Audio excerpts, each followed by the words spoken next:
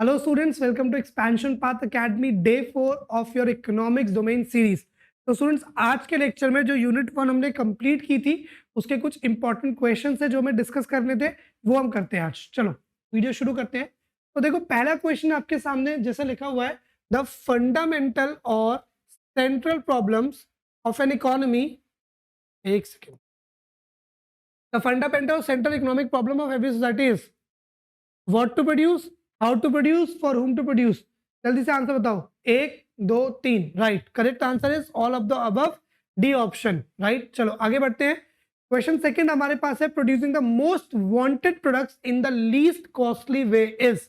Producing the most wanted product मतलब जिसकी सबसे ज्यादा डिमांड है उसको बहुत कम कॉस्ट पे बनाने के लिए क्या तरीका है? फुल एम्प्लॉयमेंट अटेन की जाए, या फेयर इनकम डिस्ट्रीब्यूशन किया जाए, या इकोनॉमिक ग्रोथ लाई जाए, या फिर economic efficiency. 1 2 3 4 5। Yes, the correct answer is economic efficiency. तो D is the correct option. चलो नेक्स्ट पॉइंट है हमारे पास, in a free enterprise economy. Free enterprise economy क्या होती है? मार्केट इकोनॉमी, कैपिटलिज्म, इसे हम फ्री इकोनॉमी बोलते हैं, right. So in a free enterprise economy the questions of what, how and for whom to produce are solved by the price mechanism, a planning forum, the elected representatives of the people, none of the above। तो बताओ free enterprise economy में problem कैसे solve होती है? 1 2 3, right. Price mechanism के through काम किया जाता है फ्री एंटरप्राइज इकोनॉमी में। चलो आगे मूव करते हैं फोर्थ क्वेश्चन पे। So the fourth question is, आपको दिख रहा है ना? हाँ ठीक है। The fourth question is, allocation of resources in a market economy is guided by. Market economy में डिसीजन कौन लेगा? जाहिर सी बात है, मार्केट मैकेनिज्म। तो आपके पास फोर्थ जो ऑप्शन है उसका आंसर क्या हो जाएगा? Market mechanism. फोर्थ का ऑप्शन क्या हो गया स्टूडेंट्स? बी। जल्दी से फिफ्थ क्वेश्चन पे मूव करो। The economic system in which all the means of production are owned and controlled by private individuals. अभी जस्ट डिस्कस किया कैपिटलिज्म। तो ये हमारे पास कुछ इजी क्वेश्चन हो गए। बी आते हैं, थोड़ा मॉडरेट सेक्शन पे मूव करते हैं, देखते हैं इसमें क्या रहेगा। चलो, तो micro economics focuses on individual economic units, national economies, global economic issues, historical economic trends. Hopefully ये तो आपको ऑलरेडी ही पता होगा, इंडिविजुअल इकोनॉमिक यूनिट्स। तो 6 का आंसर क्या हो गया students? 8। Next, seventh, which of the following is a macroeconomic variable? Price of a specific good, individual's income, national unemployment rate, household consumption rate। Macroeconomic variable की बात कर रहा है तो स्पेसिफिक गुड तो माइक्रो हो गया, इंडिविजुअल की इनकम भी माइक्रो हो गया, हाउस होल्ड भी माइक्रो हो गया, तो बचा क्या? सी। तो सेवेंथ का आंसर क्या हो गया स्टूडेंट्स? सी हमारे पास। 8 पे मूव करते हैं, the concept of demand and supply. ये तो बहुत आसान क्वेश्चन है, आपको ऐसे ही पता होगा। 8 इज बी। चलो आगे मूव करते हैं। Ninth question is, the study of inflation, economic growth and fiscal policy falls under। तो जहां तुम्हें इन्फ्लेशन दिखाई दे गया, जहां तुम्हें इकोनॉमिक ग्रोथ दिखाई दे गया, तो of course it is your macroeconomics, right.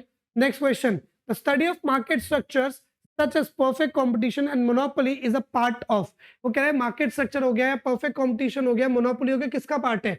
आप ऑलरेडी पढ़ चुके हैं, it's a part of micro economics. तो 10th का आंसर क्या आ गया? माइक्रो। चलो अब थोड़ा सा क्वेश्चन का लेवल बढ़ेगा क्योंकि अब हम आ गए असर्शन रीजन पे। 11th question, microeconomics focuses on individual units of an economy such as household and firms. That is true. ये असर्शन तो ट्रू है कि माइक्रोइकोनॉमिक फोकस करता है इंडिविजुअल यूनिट्स के ऊपर। इसका रीजन पढ़ो स्टूडेंट्स, क्या है हमारे पास?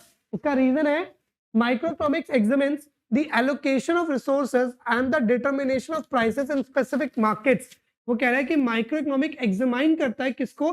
कि रिसोर्सेज को कैसे एलोकेट किया जा रहा है और प्राइसेस को कैसे डिटरमिन किया जा रहा है स्पेसिफिक मार्केट्स में। रीजन भी ठीक है। अब हमें ये चेक करना है क्या क्या रीजन असर्शन को एक्सप्लेन कर रहा है। असर्शन क्या था कि इंडिविजुअल को फोकस करता है, और रीजन क्या है कि वो कैसे कर रहा है। तो मतलब रीजन असर्शन को एक्सप्लेन कर रहा है, तो आंसर क्या आएगा? दोनों स्टेटमेंट ठीक है और आर जो है करेक्ट एक्सप्लेनेशन हो गया। तो इसका जो आंसर आ जाएगा वो क्या आ जाएगा स्टूडेंट्स? ए। चलो आगे मूव करते हैं। 12th question, 13th question, 14th and 15th। रुको थोड़ा छोटा करते हैं ताकि ये 4 क्वेश्चन इसी स्लाइड में आपको आ जाए। होपफुली आपको दिख भी रहा होगा स्टूडेंट्स। एक मिनट मेरे को चेक करने दो। नहीं, थोड़ा ज्यादा छोटा हो गया ना, अब आपको दिखेगा। हाँ अभी दिख रहा है। चलो So question is macroeconomics analyzes the economy as a whole focusing on aggregate variables such as GDP and inflation. ठीक है, macroeconomics इकोनॉमी को एज अ होल समझते हैं, तो assertion जो हमारे पास है स्टूडेंट्स वो क्या हो गया, assertion is correct. रीजन देखते हैं इसका, macroeconomics studies the interrelationship between different sectors of the economy. macroeconomics क्या करता है, interrelationships को study करता है different sector. अब एक बात देखो कि मैक्रोइकोनॉमिक एनालाइज करता है इकोनॉमी को एज अ होल, जहां पे वो फोकस करता है इन वेरिएबल्स के ऊपर, दैट इज ट्रू. रीजन क्या रहा है, मैक्रोइकोनॉमिक स्टडी करता है inter relationship between different sectors of the economy, मतलब डिफरेंट सेक्टर्स इकोनॉमी के वो आपस में कैसे रिलेटेड है. तो भाई स्टेटमेंट तो दोनों ही ठीक है, लेकिन करेक्ट एक्सप्लेनेशन नहीं है. स्टेटमेंट ठीक है बट रीजन दोनों एक्सप्लेन नहीं कर पा रहा. असर्शन 13th का, normative economics is concerned with making value judgments about what should be done in the economy. बिल्कुल सही बात है, normative is what ought to be and what should be, while the reason is normative economics is based on the objective analysis and empirical evidences. तो students assertion तो बिल्कुल ठीक है, normative is based on objective analysis and empirical evidences. भाई opinion evidences पे कैसे based हो सकते हैं, बस ओपिनियन है किसी का, तो असर्शन ट्रू है, रीजन क्या है, फॉल्स. तो 13th क्वेश्चन जो स्टूडेंट्स हमारे पास आया उसका आंसर क्या रहेगा, सी. चलो 14th की बात करते हैं. Scarcity is the fundamental economic problem faced by all societies. That is fine. Reason. Scarcity arrives because human wants and needs are unlimited while resources are limited. That is true. तो मतलब दोनों ही बातें ठीक है और एक्सप्लेन कर रहा है तभी, क्योंकि रिसोर्सेज लिमिटेड तभी तो सबकी प्रॉब्लम कॉमन आ गई है. चलो 14th. अब बात करो स्टूडेंट 15th आंसर की, आप लोग बताएंगे 15th आंसर जल्दी से क्या होगा. Okay. Elasticity of supply measures the responsiveness of quantity supplied to change in price. That is fine. Elastic supply occurs when producers are less responsive to changes in prices. Okay. Elastic supply कब होती है, elastic का मतलब supply में ज्यादा change, तो ज्यादा change है और लेस रिस्पॉन्सिव, ये तो बात ही गलत हो गई. इनइलास्टिक सप्लाई होता तो ये आंसर ठीक भी हो सकता. तो आंसर क्या आएगा, सी, कि इसका असर्शन तो ठीक है लेकिन इसकी जो स्टेटमेंट है, मतलब जो रीजन है, रीजन क्या, स्टेटमेंट ही गलत है दूसरी वाली. चलो 16th क्वेश्चन पे मूव करते हैं. A mixed economy combines elements of both market and command economies. That is true. Reason. In a mixed economy, the government intervenes to correct market failures and ensures equitable distribution of resources. Right. दोनों ही combine होता है और ये चीज तो मतलब दोनों true भी हैं, साथ में करेक्टली एक्सप्लेन भी कर रहा है कि कैसे दोनों के एलिमेंट्स आ चुके हैं उसके अंदर. नेक्स्ट 17 पे मूव करते हैं. The marginal rate of transformation measures the opportunity cost. वो कह रहा है कि मार्जिनल रेट ऑफ ट्रांसफॉर्मेशन क्या करता है, अपॉर्चुनिटी कॉस्ट मेजर करता है एक एडिशनल यूनिट की. बिल्कुल सही था. पीपीसी के केस में हमने पढ़ा था, एमआरटी का मतलब है जब मैं रिसोर्सेज को एक जगह से लेके दूसरी जगह एम्प्लॉय करूंगा, तो जो भी मैं एम्प्लॉयमेंट कर रहा हूं एक जगह से लेके दूसरी जगह जो मैंने एम्प्लॉय किया, तो कितना सेक्रीफाइस हुआ तो कितना गेन हुआ. तो असर्शन तो ठीक है. MRT reflect the slope of PPC, तो एमआरटी पीपीसी का स्लोप दिखाता है, ये बात भी बिल्कुल ठीक है. अब एक बात समझो, एमआरटी अपॉर्चुनिटी कॉस्ट और जो स्लोप होता है स्टूडेंट्स, पीपीसी का जो स्लोप होता है वही क्या होता है, एमआरटी होता है. तो मतलब आपके पास असर्शन तो बिल्कुल ठीक है. अब बात करते हैं रीजन. एमआरटी स्लोप को रिप्रेजेंट करता है. आप खुद सोच के देखो, ये तो उसने बताया कि एमआरटी है क्या, और उसने बताया कि एमआरटी यहां पे भी बताया कि क्या है. तो दोनों ही केसेस में उसने ये बताया कि एमआरटी क्या है, लेकिन क्या करेक्ट एक्सप्लेन कर रहा है, नहीं. तो इसका आंसर क्या आएगा कि बोथ ट्रू बट रीजन जो है वो एक्सप्लेन नहीं कर पा रहा. चलो 18th क्वेश्चन पे मूव कर लेते हैं. 18th क्वेश्चन का आंसर हमारे पास है 20. हाँ ठीक है. Economic growth can shift outward the PPC curve. वो कह रहा है इकोनॉमिक ग्रोथ जो है वो पीपीसी को आगे शिफ्ट कर सकता है. बिल्कुल सही बात है.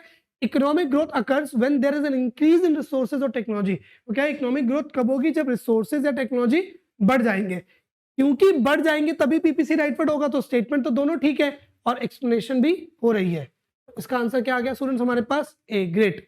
19 पे मूव करते हैं. Monopolistic competition is characterized by many firms selling similar but slightly differentiated product. एक मिनट रुको, ये दो क्वेश्चन शायद पीपीटी में गलती से डल गए, 19 और 20 क्वेश्चन, क्योंकि ये हमारे इसके क्वेश्चंस नहीं है, मतलब इंट्रोडक्शन के नहीं है. तो होपफुली 18 क्वेश्चन तक आपको सारी चीजें क्लियर हुई होंगी. मैं ये बिल्कुल भी नहीं कह रहा कि these are the enough questions. पहली चीज, और भी यूनिट्स करते जाएंगे तो क्वेश्चंस हम और ज्यादा भी अटेम्प्ट करेंगे, क्योंकि अभी मैंने जानबूझ के काफी इजी क्वेश्चंस लिए जिससे कि आपका कॉन्फिडेंस बिल्ड हो. आगे के सीरीज के अंदर क्वेश्चंस के लेवल को हम लोग और थोड़ा बढ़ाते जाएंगे, पास के क्वेश्चंस को इंक्लूड करते जाएंगे, जिससे कि आपको प्रैक्टिस अच्छी खासी आपके एग्जाम से पहले हो जाए। पहली चीज, इस क्वेश्चन अगर ये पूरे पीपीटी जो है, ये पीडीएफ जो है, सॉरी, इसका लिंक आपको चाहिए तो डिस्क्रिप्शन में आपको मिल जाएगा, वहां से डाउनलोड करके आप फर्दर बाद में भी क्या कर सकते हैं, प्रैक्टिस कर सकते हैं। तो ये हमारे पास यूनिट 1 पूरा कंप्लीट हुआ विद लेक्चर्स, ठीक है, और उसके क्वेश्चंस। अगेन बाद में और भी वीडियोस में डालूंगा इसी यूनिट 1 के और भी इंपॉर्टेंट, थोड़े से और डिफिकल्ट क्वेश्चंस के साथ। चैनल को सब्सक्राइब जरूर कर ले और प्लीज फ्रेंड्स के साथ शेयर करो। Thank you so much.